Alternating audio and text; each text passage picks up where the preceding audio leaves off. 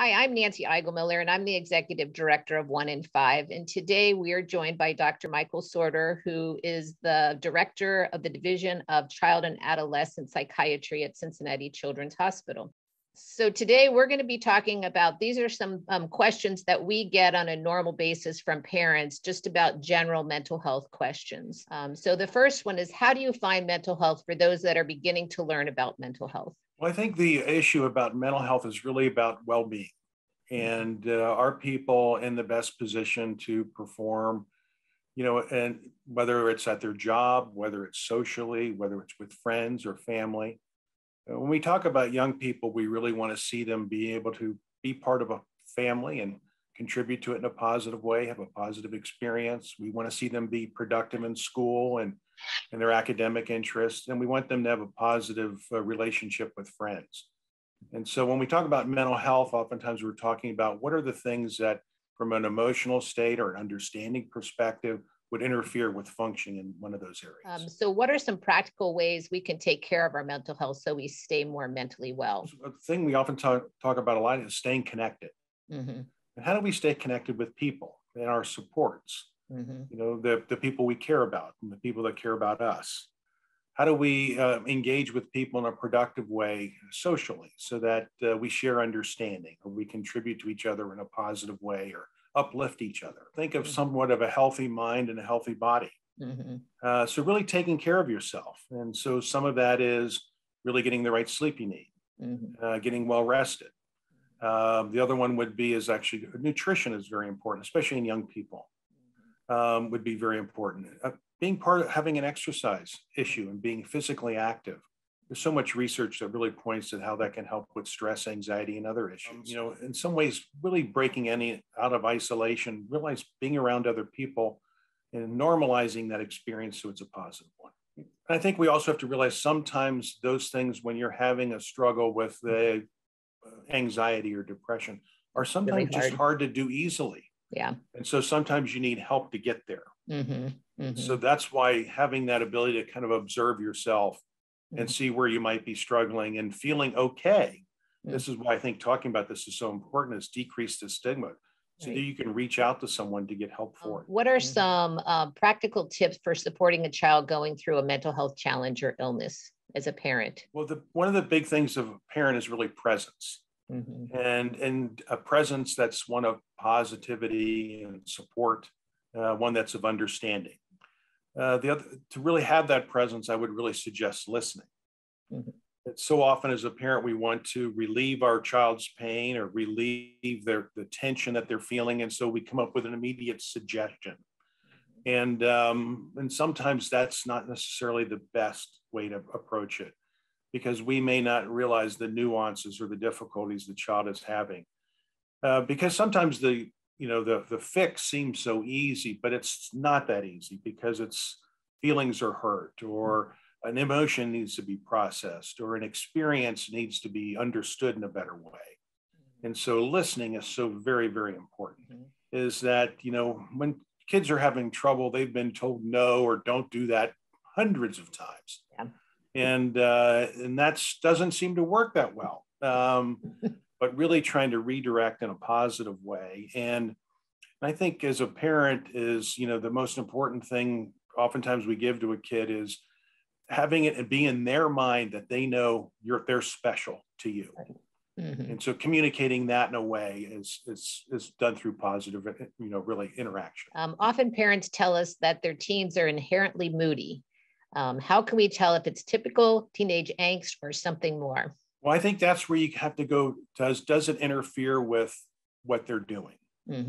And that's the reason I almost kind of go back to those kind of three jobs. If you think about it, school, friends, friends in a social life, and then last is family life. And when you see moods or the ability to kind of participate in those things begin to suffer, then you have something more than just perhaps some difficulty or some just mood, kind of that goes along with kind of normal experience. We all have our ups and downs, but when it starts interfering with our ability to function and kind of our usual tasks, then that's when we have to really think that we have a problem.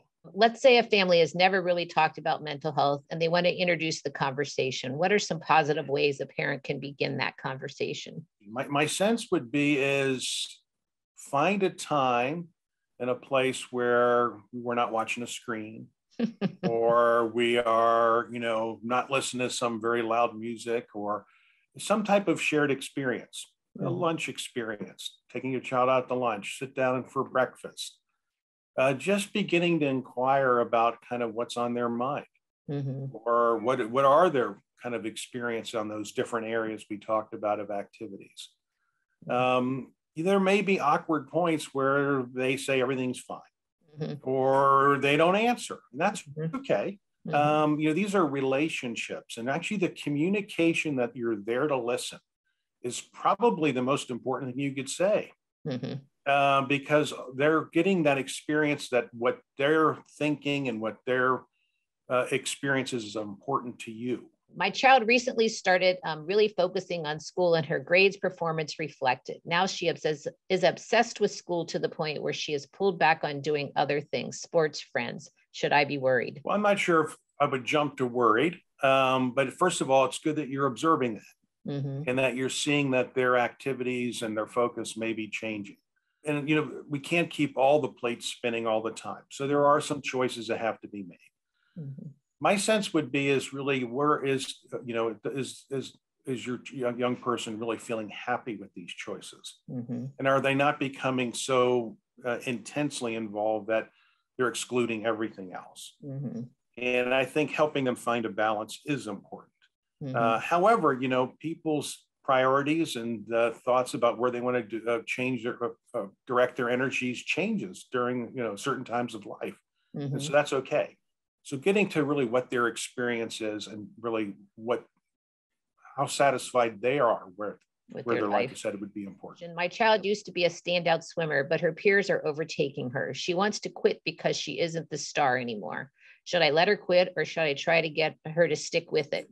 It's a great question because, athletics for many people are a very competitive, intensive, really endeavor. And as you go further up the ladder, that intensity oftentimes increases.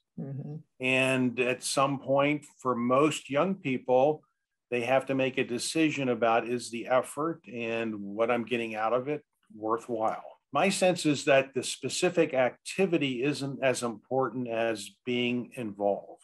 And the idea of maybe redirecting those energies into something else that could be fun, engaging, enlightening, maybe educational, that would be fine. It may be that it's diminishing returns for some people at a point when they're no longer going to be, necessarily a winner in this.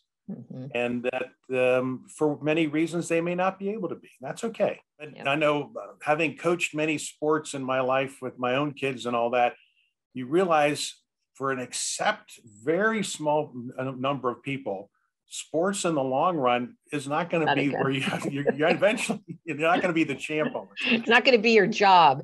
Yes. It's at some point you have to kind of redirect those energies. And the question is when, because they can be very alluring.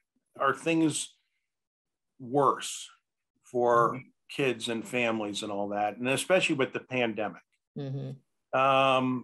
My sense would be is that clearly with the stress of being out of the normal supports over the last 2 years for most young people, that's been very important. Also, the stress it's put on families. I mean, I talk to families that, kind of how kids are doing a little bit is like a canary in the coal mine, is that when families are stressed, the kids get stressed, and oftentimes they show it first. Through the questions I hear is that there's a pessimism about our young people.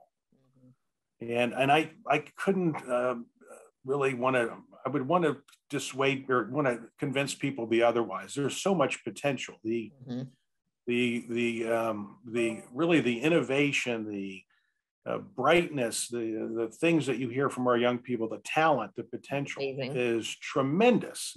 And what's so always hopeful about, I know my job, is that you kind of remove the barriers so those great things can come up. Because they're still there, and the kids are more talented now than ever before. Right. Well, thank you for answering these general mental health questions with us today. Well, my pleasure.